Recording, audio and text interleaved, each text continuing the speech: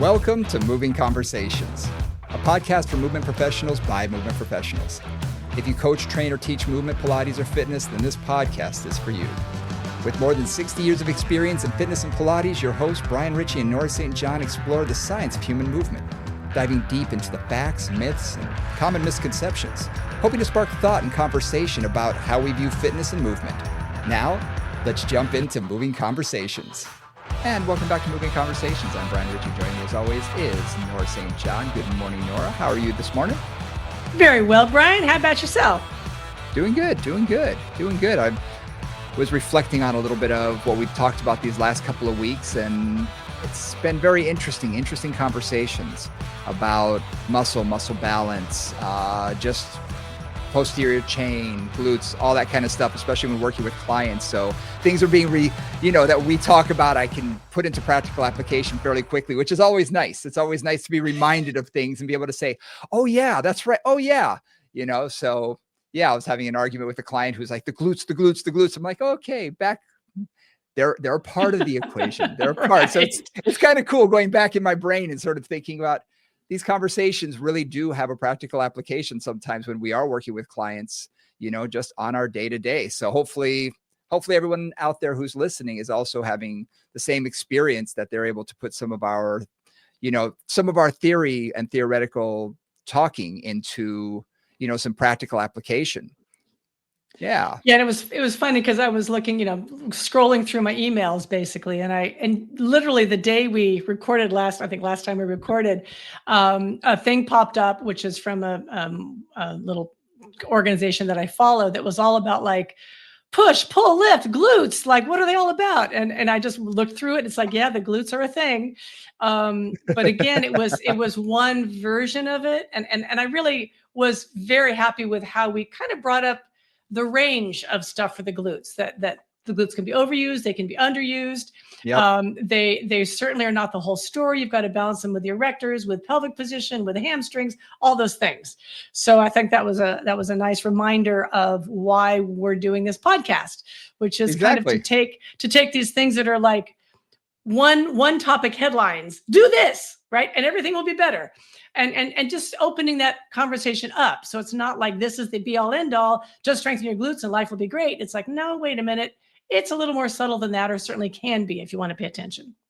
Well, in today's society of social media, you have to grab people's attention so quickly in a post or this or that, and you can spark so much attention, especially those who will say something about, and they'll do that one line, and the line will be the glutes, or where it's at or whatever. Exactly. And it's like, yeah, kind of, well, sort of, they're part of the equation. And when we explain it, this gives us an opportunity to do a little long form explanation. And today we're going to dive into that a little bit more and talk about asymmetries in general. We brought that up in our last conversation when we were talking about the posterior chain. It was like, you know what? I think you're right. Asymmetries is something that we're always trying to correct, I think. And with corrective exercise coming out, 15 years ago now? It's been around for a little while. People have been talking about trying to correct asymmetries and whatnot. So I thought this would be a good opportunity for us to dive into that and go into it in a little bit more detail. But before we do that, do us a favor, hit that like and subscribe button. Really appreciate it.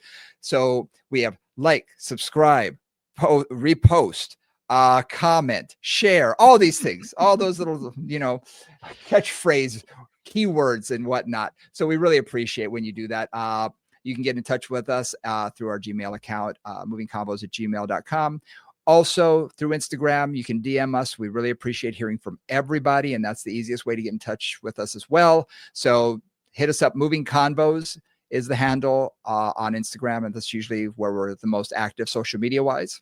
And we're going to be traveling pretty soon. We're going to be heading to Southern California, and that's like a month from now. That's a little over a month. Yeah. And we will be at Blue Moon Pilates in Mission Viejo, California, September 13th and 14th. And it'll be Brian and I teaching together. So we're going to work on the low back for a whole day. And then we will work on the shoulder for half a day on Sunday and osteoporosis for half a day on Sunday. And again, you hear a lot from us, you hear a lot of us talking, but this will be, let's look, let's observe, let's do exercises, let's get practical with all the things that we do. So come on and join us. The links should be in the show notes right below us. Yep. So come on and join us. We really appreciate that. Now that that's all aside, let's jump into asymmetries.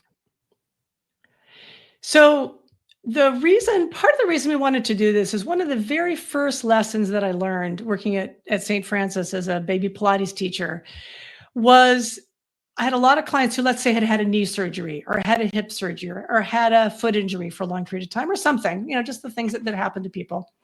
And one of the things I realized was, let's say they'd been casted or immobilized for a period of time, maybe a short period of time, maybe a long period of time. Then when they start to come back into our world, which was, okay, let's move you again, the weakness on that immobilized side was kind of profound. Like the loss of strength was always like, ooh, that's major. So we would work in the usual Pilates way on trying to get that a little bit stronger. And what I fairly quickly realized is that if I kept working bilaterally with both legs in a balanced way for those clients, I would not get the results I wanted. That essentially the dominant side would just stay the dominant, stronger side, and the other side would just go along for the ride. So I really realized very early on in my career that if I want to work on something, and these are dramatic asymmetries, this wasn't like subtle. This was like, this is strong and this is not. I would really have to work on that weak side by itself to try to get it up to snuff and give it extra repetitions, work on it more, emphasize it more, and even find ways in bilateral work to get it firing a little bit more. So that was my introduction to working intentionally with asymmetries to try to correct those imbalances.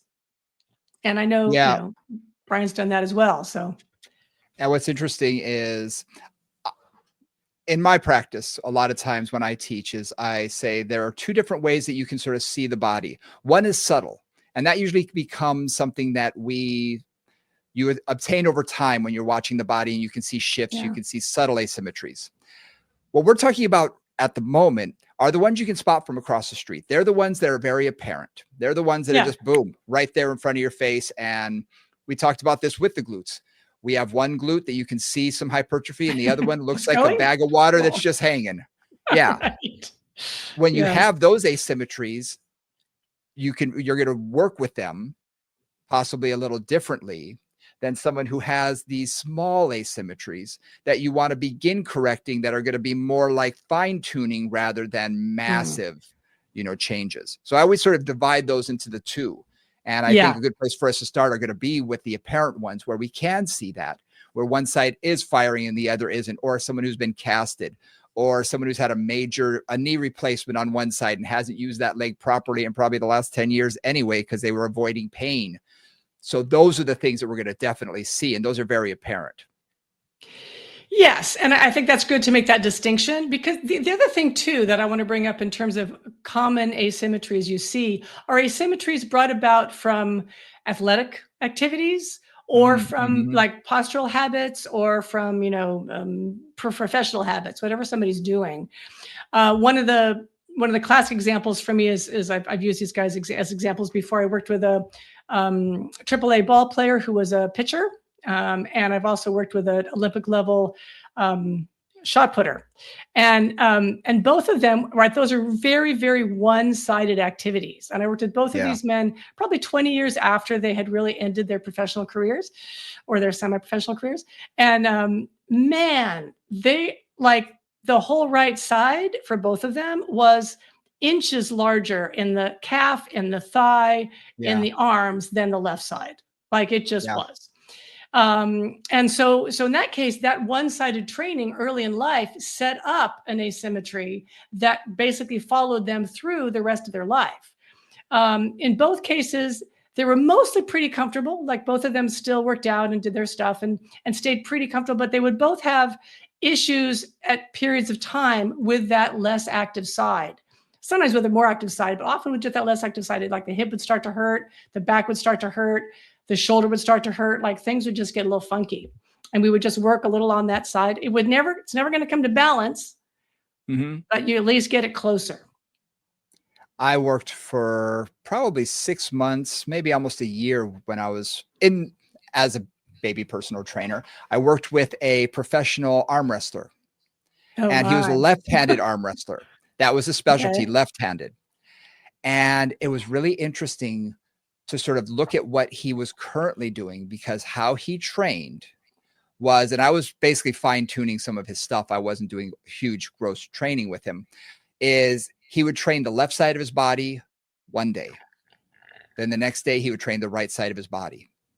Everything was unilateral. And he said, I need this left arm to be stronger. And it was significantly larger. I can't tell you, his Yeah. bicep, his tricep, his forearm, everything looked like a different person. If you had him, do a front double bicep where he's flexing both, there's a huge difference. And it was really interesting sort of to see that and think, wow, he's really trained that. But again, he focused on, and he was probably in his mid 30s at the time, but he really focused on just left side today, right side tomorrow. And he did that for his entire body, as much as he could. Yeah, which was really interesting, because I was thinking, okay, he couldn't squat, but he could lunge, he could do step ups. I was trying to think how he divided his body straight through, and looking at his workout was sort of, wow, you really do divide that. And in the off season, he would do a little bit of compound movement for both, but he really wanted to keep it as separate as possible, because he knew he needed that one side to be stronger.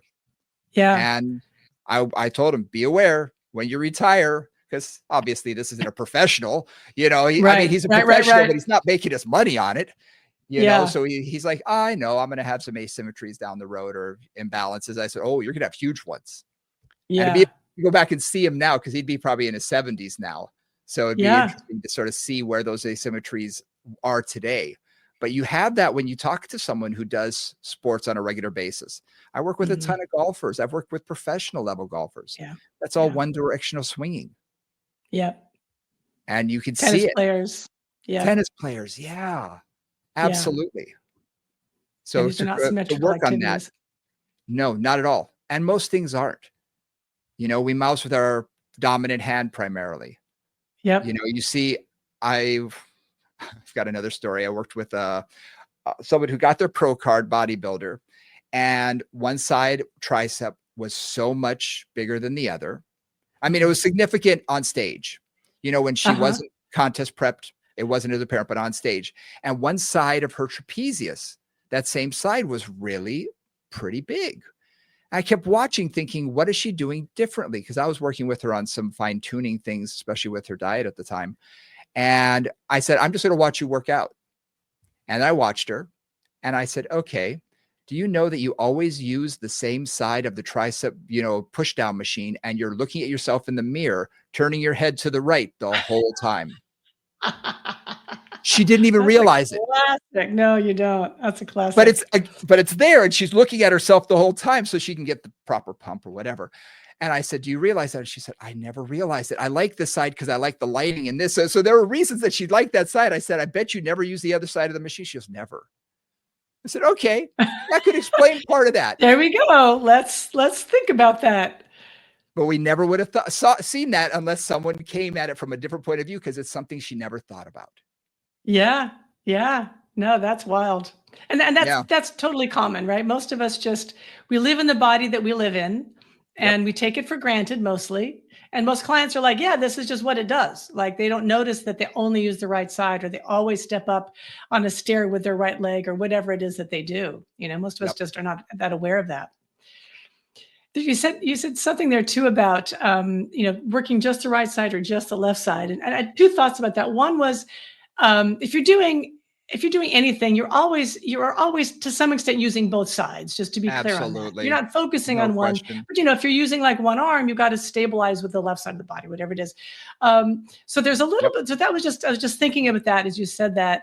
And the other thing I was thinking was, how do we plan a program when we're trying to get the two sides working together, or the two sides working differently? And that's kind of like the meat, I think, of a little bit what we're going to talk about here.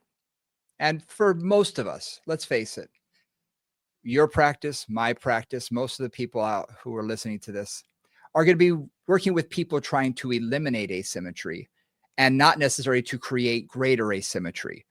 Right. If you're working with a professional athlete who is that one-sided dominant, a professional football player, baseball player who needs to throw, and you don't necessarily want to mess them up while they're performing at the high level. Right. So Absolutely. that's a very different thing than working with someone who's retired from their sport, or someone who just, doesn't want to hurt. Someone who is noticing, wow, yeah, my back is bothering me. And it's like, well, could that be because one glute is firing and the other isn't? Or one leg, the quad is definitely an inch larger than the other side. Small things like that can make a difference in feeling the pain everywhere else. Exactly. So one other thing I want to say, and I remember this is what I was thinking of when you were talking about the guy working one side and then the other side. And this is something I say all the time that I think is really useful when working on any kind of one-sided exercise, like if you're just doing the right side and the left side, is rather than, and this is something that every single person I know does, rather than thinking this is my good side and this is my bad side, why isn't my bad side like my good side? Like almost every person to a person, everybody addresses their body that way. It's like, oh, well, my right side's better, my left side's not as good. And one of the things that I really encourage, if you're doing one-sided work, unilateral work in any organization, any way, is think about the two sides not as identical twins that should look and act alike, but as fraternal twins that have their own personalities. So it's a little bit of a silly way to talk about it, but I always say like this is Alice and this is Louise. And when I do, leg work on the right side with Alice, I can focus on this, this, and this, because that's what my right side needs. When I go to my left side, which in my case is my weaker side, I have to focus on different things. And I find just thinking about the two sides as different, not better and worse, but just like different, and really addressing that less active side or whatever you're trying to do, that the side you're trying to work on, if that's the situation, as what does it need? Like just asking yourself, what does that side need that the other side has, or that side needs to develop for itself? And I find that mental change really helps me in working with myself and with clients. There's no question. And I think there's something else that we need to sometimes establish with our clients is that I've never read in the contract of life that everything on one side needs to be the same as the other side, or that I should be able to do this. Yes, technically everybody should be able to do what they want to, but because of whatever is going on in your body, there may be things that you can't do anymore. Right. And that's just life. So there's nothing in the contract that says your right side needs to be exactly the same as your left, and you should be able to do the same thing with your right as your left. Maybe it is, maybe it isn't. I never saw it in the contract. I don't know about you, but I've never seen that. The owner's manual didn't have that on page 12 or something. I didn't see that. No, and I mean, to that point too, like, one of the things that I find personal trainers do and Pilates teachers both do for sure is that idea that we're often aiming for symmetry. Right. I mean, that's one of the classic ways we look at the body is like, does the right side look like the left side? Is the right leg as strong as the left leg? That's a constant way that we think about things, and often are trying to bring those more into balance. And a lot of asymmetries, to Brian's point, are either athletically necessary, so we'll put that as its own category, or are maybe structurally necessary. Somebody's got a long leg. Somebody has a different spinal structure. Somebody's got scoliosis. Somebody has differences in the two hips, whatever the situation is. So there are anatomical asymmetries that also, affect how somebody can or can't work. And a lot of times what I say when we're trying to just bring those asymmetries into a little more balance is we're just trying to keep things a little more balanced. That's exactly it. You may not get perfect parity. That's not always what you're aiming for, but just sometimes bringing that weaker leg up or that weaker arm into a little better balance with the other side, that oftentimes is what's necessary to increase comfort, increase functionality, decrease pain. Yeah. And all it takes sometimes is getting it closer. It doesn't have to be 100%. Just sharing a little more of the load. If you've ever worked with anyone who's had an ACL tear and had their leg in a brace for a long period of time and couldn't work it out and things like that, especially in their 30s or 40s, they can lose an inch and a half in diameter of the quad and the thigh. And that may never get to be the same as the other side. It may never get to be the same way again. Yeah, it can stay that way forever. Exactly. But that's okay, because functionally you can get that strength back. You can get them closer, but they don't have to necessarily be even. And I think we can change our mindset to being, let's just get them closer to shore one side up rather than to think it has to be perfect. Yeah, exactly. One other thing I wanted to bring up here is sometimes, and this is just a client I was working with recently, sometimes you'll find that there's one little part of the body that you haven't paid attention to that is causing a whole pattern through the rest of the body. So this is the example I'm going to use here. I had a client, very fit, does great, beautiful Pilates mover, and pretty proficient in everything that she's doing. But she's just started to do a lot of physical work. So she's basically like clearing out a wooded lot. So she's doing a lot of just really heavy duty manual labor, and was noticing a few things. Noticing like when she throws a giant log, she can throw in one direction, but not in the other, right? So I throw a lot better to one side. And most of us have that.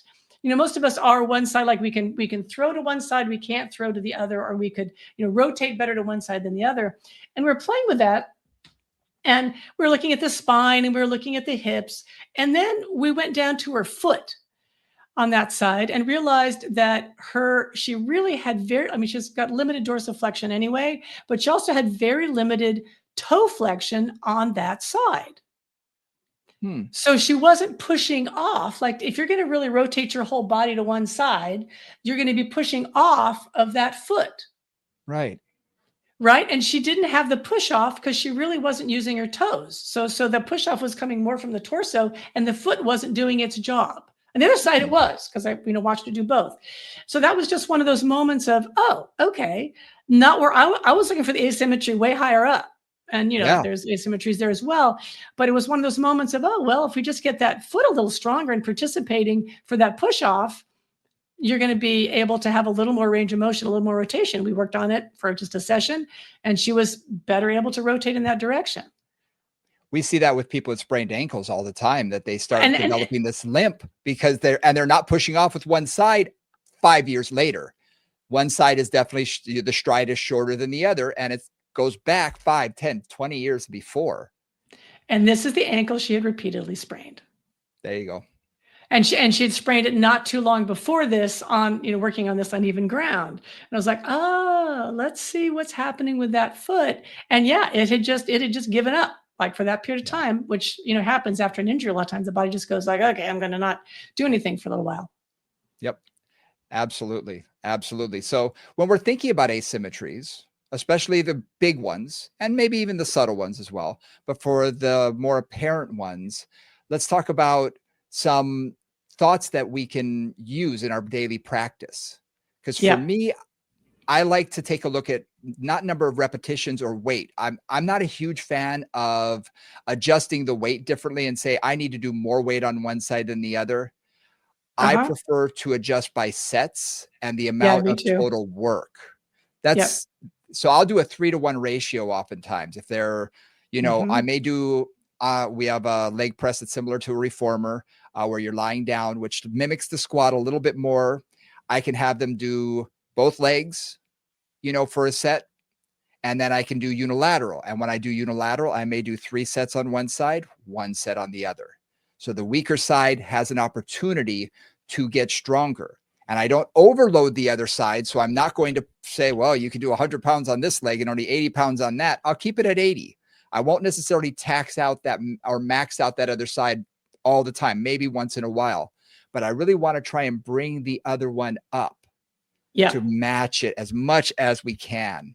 And I find I get good success with that. So I look at the total work volume rather than just, well, you got to do more, more weight on that side. I do the same thing. I'll typically do more sets, 2 or 3 more sets on the weak side, on the less active side, than on the stronger side. The other thing too that I think about with that, and this is something that gets a little subtle, but something that I found is helpful, is sometimes when I'm not just working on strength, but I'm also working on like alignment, coordination, like movement through that limb. Let's say it's a single leg squat, and one leg is pretty good, straight and aligned and pretty strong. The other one is like the knee goes in or the ankle wobbles or something. So I'm working on both strength and coordination. If that's the situation, then I'm actually going to start on the stronger side. And if I'm doing, at least when we first start working on this process, find and feel the pattern of movement on that side. Then I'll do extra on the less active side. Once I've gotten the movement pattern more organized on the weaker side, then I will start with the weaker side and I'll go like weak, strong, weak, or I'll do, 6, 3, 6 or something like that. So that's another thing to think about is sometimes I need to use the stronger side or the more optimum side, however you want to put that, to train the other side, to give the client a really strong feeling of what does this feel like, or what does this look like? I might even use a mirror or something so they can see it. And then let's try to get the other side working the same way, then build up its pattern in terms of repetitions. I had a physical therapist who actually introduced that concept to me. She said if she has someone who comes in with a rotator cuff, she would do the stronger side first. And the client would be arguing, no, it's this shoulder that hurts. It's this. I know. But by establishing neurologically, this is the pattern I'm looking for. And so the first session would primarily be just the side that already works and getting that to really establish that neurologically. So the next time they come in, they do both sides. The other side sort of understands, oh, here's what I should be doing, even though the weight's usually a lot less. And we were seeing remarkable, results from that. And I thought, wow, I would never have thought of that myself. I would have thought, why work the other side first? But it does make a difference. Neurological patterning is profound, and there's a lot of cross activity that happens. There's, and again, I don't have this reference in front of me, but I remember reading a study at one point which talked about if somebody was in a cast, and this was like a cast that covered the elbow was the situation, for, I don't know, 3 weeks or something like that. And one group, they had two different groups. One group, the other side, really, they just did their ordinary activities. They didn't do anything special. And the other group basically worked the non-casted side in terms of like bicep strength and pronation and supination and triceps, like really worked that arm more. When they took the cast off on the people who had worked the other arm, they had way less muscle loss and were able to recover much more quickly. So, when you work your right leg, your left leg's responding. And they also use this in stroke rehab. They use they'll use that kind of like the brain looking like it's moving the damaged side, and it'll actually start to learn how to do it because the other side knows how to do it. Yeah. So there's that neurological piece, which is critical, which is actually and really useful, kind of simple tool. Yeah. Yeah. And I think it's very important to not gloss over that. Not to forget that we need to do the other side for that patterning and for success. So again, when I'm doing my 3-to-1 ratio, a lot of times I will start with the stronger side or the more dominant side. And part of the reason is neurological patterning, yes. But it's also sometimes just so the body gets comfortable with it. I find that if I put someone in an uncomfortable position and they're already hesitant on that side, they're going to find as many compensations and patterns that I'm not looking for as possible. But if they can do it on the other side, they're sort of like, oh, I got this. Then I could say, do you remember how that felt? Do you remember how, and I will cue them in on push through here. Do you feel this? Do you feel that? So they can establish those connections. Then you switch to the non-dominant side or the weaker side. And by using those cues, they're like, oh yeah, I remember how that feels. And I'll see their form shape up relatively quickly. Exactly. Sometimes like snapping a finger, it's just boop. And it's like, there it is. There it is. Yep. They get it. One other thing that I like to work on. So there's just, how do you set up your sets? So asymmetrically doing that, working on getting the movement pattern established as well as you can first. And sometimes with some clients, I have to take the weight down on that funky side to get the pattern to work. And then we slowly build that up. And then, we work them more evenly. The other thing that I often work on is how do I, even in bilateral work, like footwork on the reformer is going to be my example, or feet in straps, how do I get more activation on that weaker side? And there's two primary ways. One is just cueing it. So if somebody's doing, even a squat, I'll say, just think about your left leg. Like, do the squat, but just think about just pay attention to the left foot, the left leg. And that actually will almost immediately shift more effort to that side. So that's a mental way to work on those imbalances. The other thing I'll do is I will do some, I'll basically increase the pressure on that side. So with footwork, I may put a little pad under that less active leg, because just that little extra, basically making the leg shorter, will make it work a little bit harder. Or with feet in straps, I'll shorten up that strap just a little bit. And that'll also give people more sensation into that strap. Because a lot of times when they have both feet up in the straps and you ask them, like, what do you feel? It's, I just feel my right side. Like, yeah, the strap's on my left leg, but I'm not really pushing into it. And so I'll make that just a titch shorter until they feel like they can push evenly into both sides. Those are some just little proprioceptive things that sometimes help too, to get that less active side going. I like that. I like that. I hadn't thought about doing that part of it, especially when I'm doing bilateral work. What I'll often do is there's a couple of different things. I sometimes will use tools to make sure they're working evenly, like a little balance pad or a little balance teeter-totter, basically. So on like a squat or a leg press or something like that, something light, and I'll put just barely off the ground on one side. So they're just deet, deet, deet, deet, and just have them feel what it feels like to push evenly. And I'll usually see their body sway and try and figure it out. You can see their brain trying to figure it out. And often by the 4th or 5th repetition, they're pretty straight and they're like, okay, I got this. But the other way is just putting their attention, like you said, into that side. Yeah. And I'll say, and I'll ask them, I love using percentages. So I'll say, okay, you've done 4 or 5 repetitions. If I said right now, what percentage? Do you feel 50-50 on each leg? Do you feel 60-40, 70-30? And almost to a person, they'll say, oh yeah, I feel like 65-35 or 60-40. And I'll say, all right, can you make it 50-50? And oh, and it doesn't even dawn on them because no one's asked them that question.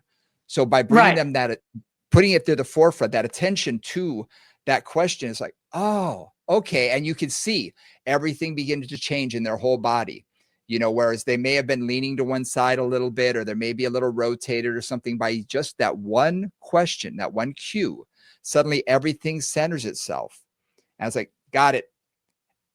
And sometimes it's as simple as that. Just say 50-50. And then down the road, that could become a simple cue that I'll say, okay, 50-50 in the feet. Yep.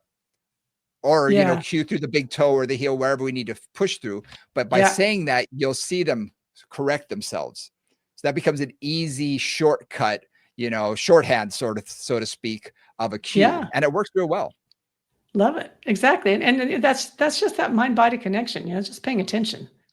Yeah. When we pay attention, things change. Like, when we pay attention, things get better. Yep. Yeah. Yep. We can really use our mental faculties to make stuff happen. And I find with the subtle things, those are the things that seem to make the biggest difference, are bringing your attention to it. So if they just have subtle, small imbalances or asymmetries, I find that those work best rather than necessarily focusing on doing more sets, more reps, or anything like that on one side versus the other. Sometimes it's just the awareness, and that can begin to shore that up. So sometimes it's easier on those because you can just bring their awareness. So just a side note. Love it. One other way that I'll sometimes see different kinds of asymmetries is not so much on the reformer, where like feet and straps on the reformer, where both straps are pretty much organized by the machine, but feet and straps on the tower or the trap table. And more than once, I've had a client just, put both feet in the straps and just have them relax. And both legs swing over to the right? Or one leg turns out, or one leg stays straight and one leg like swings out to the side, and you'll see the habit in the body. Yes. Right. And so often I've seen that. And then I'll do things like, okay, so I'll put I'll just hold a dowel and say, this is your center. Because right now they're both on the right side of that center line. And I'll say, so just, and you can kind of see that even from lying down, you kind of glance and see this little pole. Okay, now keep your feet at the same distance from that pole when you go up and down. And it's like, oh my God, I'm working my abductors on one side, my adductors on the other side to try to keep that balanced. Or, oh, I've got to really reach that left hip down or whatever it is. So it gets into that, how they hold themselves, because that's just habit, right? Same thing I find with rotation discs. Yes. Yep. You have them stand on that, and immediately I've literally had people, their whole body turn to the right, and they're like, what's happening? They have no idea how it's happening. Both feet are turning, their whole body starts turning. And they say, what happened? I was like, well, that just tells me that there's some asymmetry here, and that your body is trying to constantly turn you to the side. And it may be 5 or 10 degrees, but they're looking at themselves in the mirror and their whole body starts turning. They're like, what happened?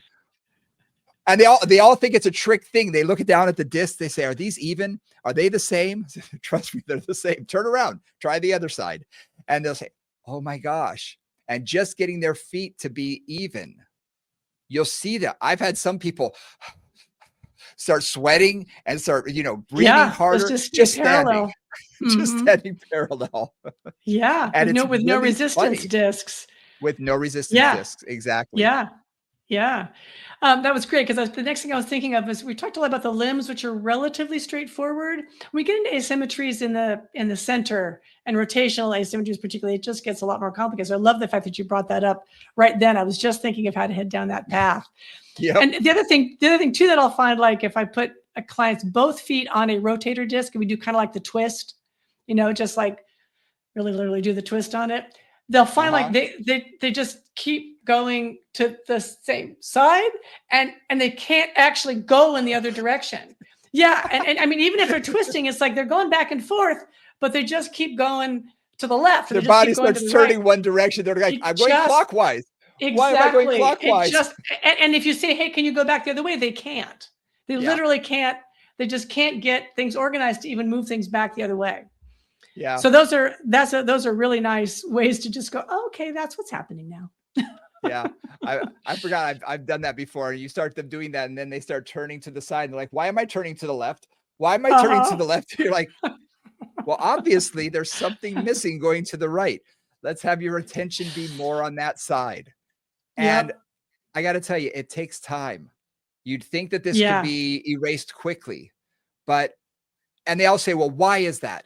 I say, well, what side of the sofa do you sit on? How long have you been sitting there? Oh, wow. I can't remember when I sat on the other side. I said, sit on the other side tonight and see how awkward that feels. And they will. And they go, oh, wow. It feels so strange. At your desk, where is your monitor? Is it slightly to the left? Do you find yourself doing that? Which arm are you mousing on? Which arms do you stabilize on? Here in DC, I work with a lot of psychologists and psychiatrists. Yes. And almost to a person, the women, especially because they cross one leg over the other, because just the way they sit, they cross one leg and they take their pad and pencil and they rotate and write on their leg. So they're creating this rotation. And usually by the time they get to me, they've got back pain, hip pain, something. And I'll say, if you've been doing that for the past 30 years of your career for 8 hours a day, how many repetitions? Do not expect this to be erased overnight. These asymmetries, especially in the core, I find the limbs are a lot easier sometimes than the core. Limbs are much easier. The core is way more complicated. Yeah. The core is way more complicated because, like you say, that rotation to one side becomes so natural. The other side feels so awkward and so discombobulated that what you'll see is they'll jerk to the other side. They're trying too hard. And they're like, exactly.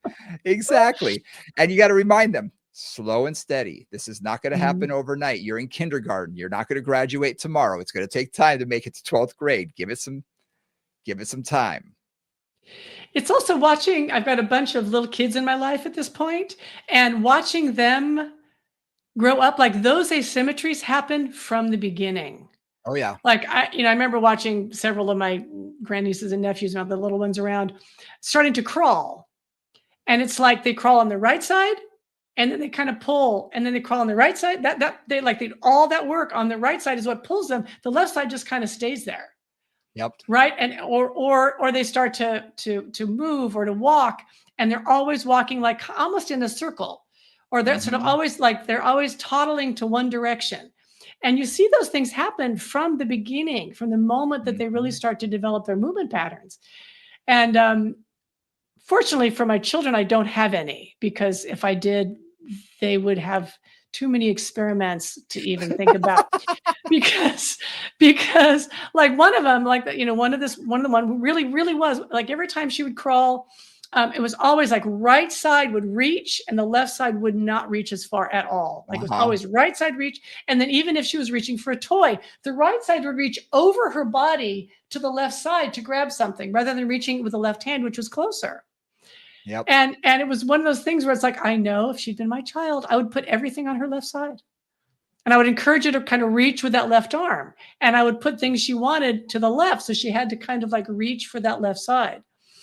Because again, just to remind, that's how deep a lot of these patterns are. They're not, they're not even necessarily adult posture patterns. They're like, this is how our nervous system organized itself from the moment we started to move. So just to put a little more emphasis on that particular piece. Yeah. And that's why it's so hard to reorganize that, because our entire system is based on that as its kind of neurological foundation. Yeah. To erase some of that, some of those, what I call environmental things that we've placed upon ourselves that may or may not be neurologic, for my athletes, especially my younger ones, for golfers, swing the other direction. Yeah. Every third hole, swing the other way. And you can see, they go, wow. I started learning this from back pain clients who still wanted to play golf. I just said, just unwind. Think about it unwinding.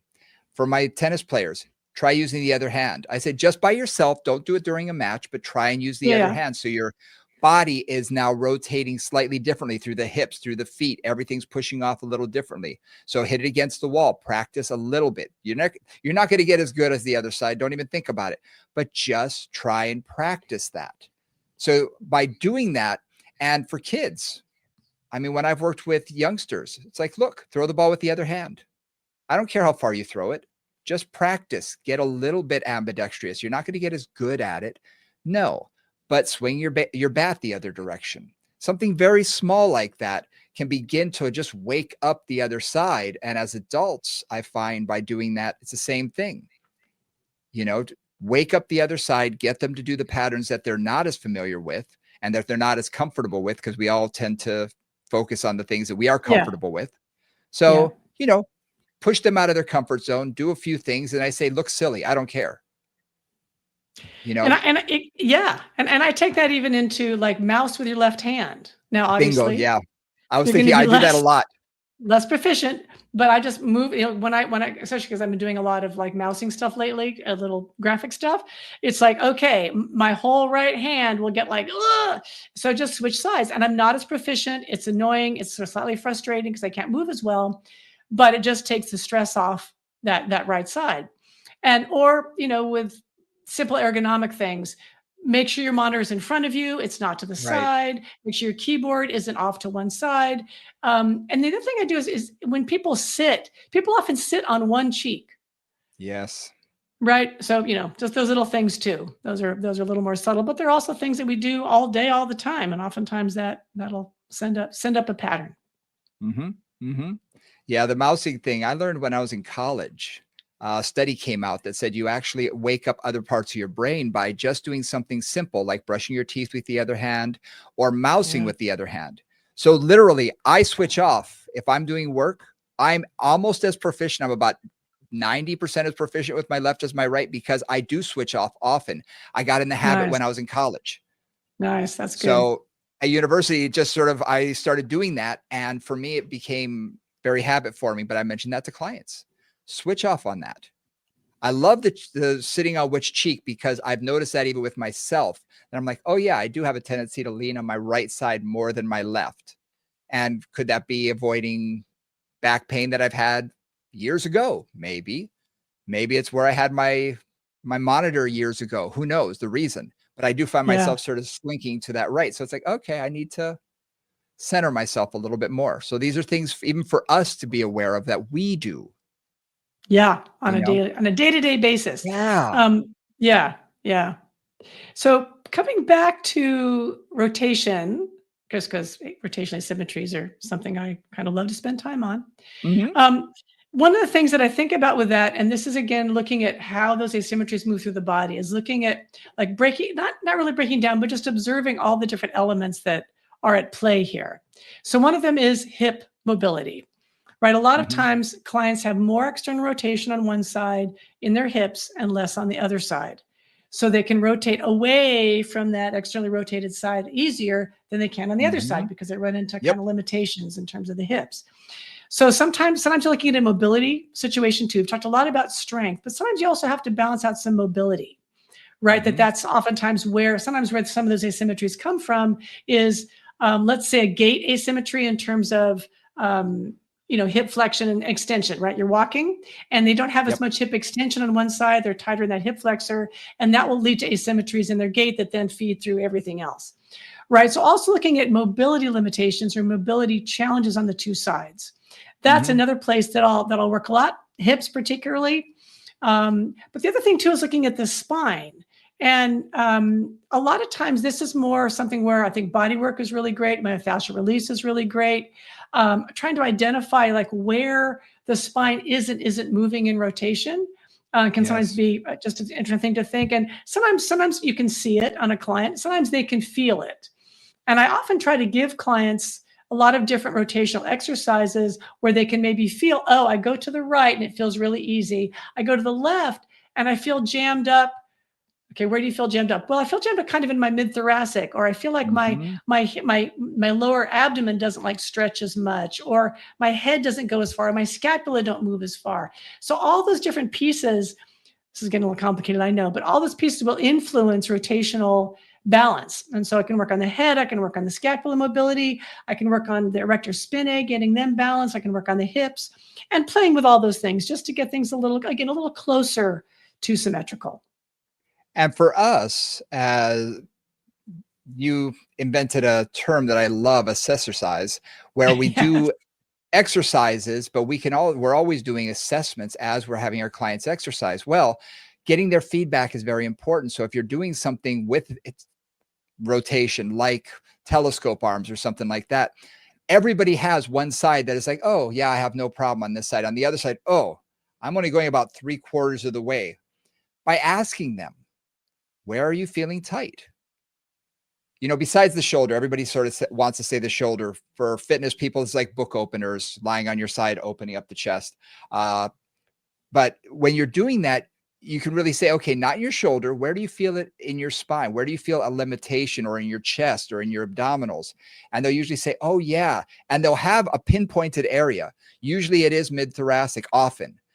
And they'll Yeah. say, right.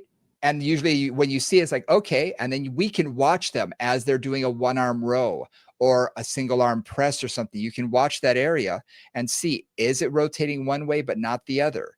And we can begin to just get them to think about that area as you're rowing, as you're pulling back. Just think about this. Go 1/4 of a degree, just a little bit. Just put that awareness into that area. And believe it or not, over time, that area begins to often move a little bit better. You don't have to put a ton of effort into that, just a little bit, Mm-mm. just a little Yep. awareness, and it can make a huge difference. And that's also where a good massage therapist, a good manual therapist can also Oh, make yes.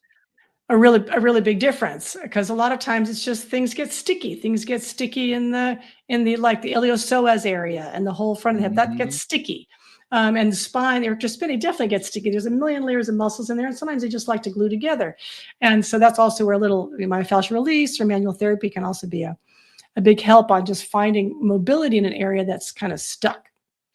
Something that I think that as fitness professionals, we tend to forget about, but may we need a little reminder, is that not everybody moves nearly as much as we do on a regular basis, and not everybody has a True.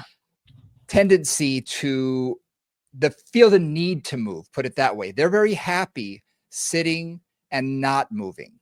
Whereas Yeah. fitness professionals, we have an addiction that we need to continue to move. If we have to sit still, even in a lecture for 2 hours and not move, I mean, I'm vibrating by the time it's kind of like, I've got to move something. But when you look at, a lot of people, they haven't moved for years. No. And they've created these asymmetries in their spine. So guess what? They're Yeah. going to be sticky. They're going to Yeah. need a little bit of lubrication. And sometimes it's going to need to be done myofascially. It's going to need to be done with a soft foam roller or a manual therapist or something. Or even gentle mobility exercises, getting them to swing their arms so they get a little bit of rotation in their torso, to be able to just moving their reach up scapula overhead, squeeze their scapula together, just a little bit of movement, and to remind them, hey, I want you to do that at your desk once a day. Do it during lunch, whatever. 10 reaches with each hand overhead. I want you just to pretend that you're, grabbing one thing forward and pulling back and just swinging your arms. Just anything to get them to move a little bit can make a huge difference down the road. Absolutely. So we've talked from, like, we're kind of going from all ends of the spectrum here. I want to tell a little funny story. So Brian and I have both been a couple different times to these international fascia congresses. I was just thinking about that. Yeah, we're in one in Virginia, and I was in one in Vancouver, and it was hilarious. There's 800 people in the room. Many of them were either scientists or massage people or whatever. So there's 800 people in the room, and there was a small corner in the front left-hand part of the thing that was all Pilates people and yoga people, movement people. For whatever reason, we clumped together, and it was hilarious because the whole rest of the audience sat quietly and didn't move. Like the entire rest of the audience. So like 790 people weren't moving at all. And our corner, we're like hanging off the edge of our chair. We're stretching. It was hilarious. Oh, not just that. We bring our balls in. We bring our rollers in. We're on the floor. Like, it was just on the funny. floor. It's like, and I remember taking turns. Someone would be on the floor over here. Someone would be there. And then they'd get up and someone else would sort of take their place. And you could see when you're off to the side that occasionally the people who are talking would glance over at us, but then be like, oh, because we're not distracting. We're trying not to distract, but it's just, we just got to move something. No. So I remember that. That was funny. Do you remember that? It was really funny. And it's one of those things where that's not a bad habit to get into. Exactly. Like I think about my brother, I think about myself, probably you, Brian, too. Like, you're taught in school to not move, right? To be respectful and to just sit there and sit quietly. I could never do that. And I'm like the least hyperactive of my family members. Brian knows several of them, or a couple of them. So basically, like, I would have to do something kinesthetic. And what I realized was, like, I would bring pens, colored pens in, and my notes would be all like, there'd be drawings and it'd be like arrows, and like, it would all be colorful, because that act of picking something up and moving something helped my brain to work. Like, clearly, like all through acupuncture school, I had like, I did the same thing with pens. And then when I go to conferences, I would bring origami paper and I would fold origami cranes under the table, not to distract my neighbors, but like, I had to do something with my hands kinesthetically for my brain to work. And that was just how I was built. Yep. And for us, just the act of moving, there have been studies about children putting balls in the class, gym balls, for them to bounce on. Not everybody, but to have a couple in the back of the room and to let this children know that if you feel the need to move at your desk, go get a ball, bring it back to your thing and just bounce, and do that for 10 minutes and make sure you share. And I've supplied, the school that my kids were at. I said, I have no problem. I'll buy them for my kids' room, because I have a child who has ADHD, kind of off the charts. He sits there vibrating, but if he has something where he can do, and for him, those fidget tools are great. That he just needs that stimulation of something to do. But the ball, really, just the bouncing, the act of doing that is great for the spine. First of all, it's tons of nutrients for the spine, but just that act of moving and shifting the hips and getting muscles working, their brain's more active. Yeah, absolutely. Whereas you ask them to sit there and don't move and just stay still, their brain shuts off. Yep. They need to have that motion. They need that. And with that, things are going into their brain at an easier pace and they're retaining the knowledge. So yeah, I think it's very important for certain people to have that. Yeah. So That was our funny way of bringing us that's back funny to, story. Yeah. asymmetries. But just again, to Brian's point, it's like asymmetries are caused by our habitual posture and our habitual habit. And whatever you do all the time, like I call it building your fascial suit. Whatever you do builds your fascial suit. It's like you are your own tailor. And one other thing too is if there really are stickinesses or differences in terms of the myofascial structure that are causing some of these asymmetries, that is a long time remodeling process. They say 6 to 24 months to remodel a lot of things. If like there's scar tissue or there's just a habit where you've really shortened up, let's say your quadratus lumborum or something else from habit, it takes a long time to remodel that. But movement is key, and consistent movement is key. Yes. Right? Continually like moving that in a new way, finding new connections, making those tissues glide over each other that maybe weren't gliding, breaking up any of those little tiny connections between them, and recreating a different fascial pattern is really where asymmetries ultimately change over time. There's strength for sure. Strength is pretty easy to change. Some of those myofascial patterns take a little longer, but they're all done through movement and through maintaining that and through consistency. And remember, consistency is the key, not perfection. Absolutely. You're not going to necessarily get them to be perfect from side to side or even in their movement patterns. One side may always rotate a little further than the other. And you know what? In functionality, it probably doesn't make a bit of difference. Those few degrees of motion. However, getting them to move better and getting them to move a little more evenly, even if it's just taking it from a lack of 20% down to a lack of 5%, that's significant in movement. And it can make a huge change in how they feel and their movement patterns in life.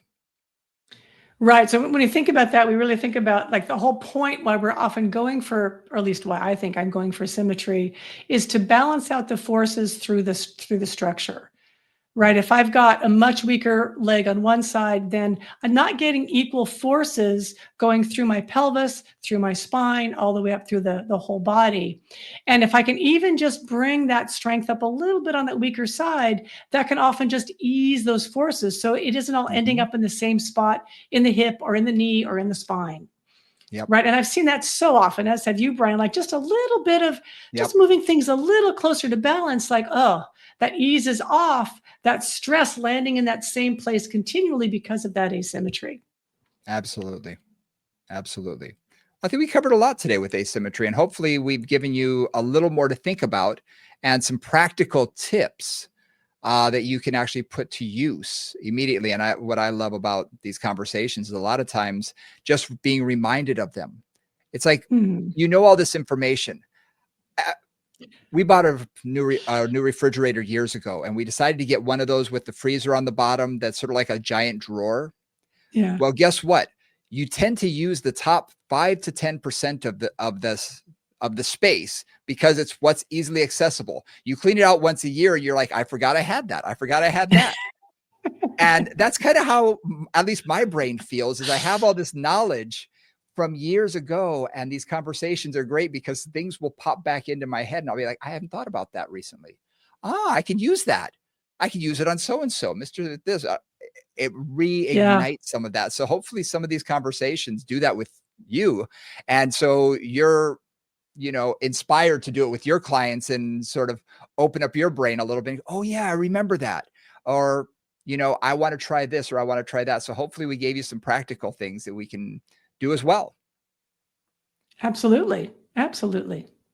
All right. So do us a favor again, like and subscribe. We really appreciate it. You can hit us up, movingcombos@gmail.com, or check us out on Instagram, Moving Combos. We really appreciate it. Like, share, comment, all of those good things. We appreciate it. Thank you guys so much for joining us. And for Nora St. John, I'm Brian Ritchie. We'll see y'all next week. Bye, guys.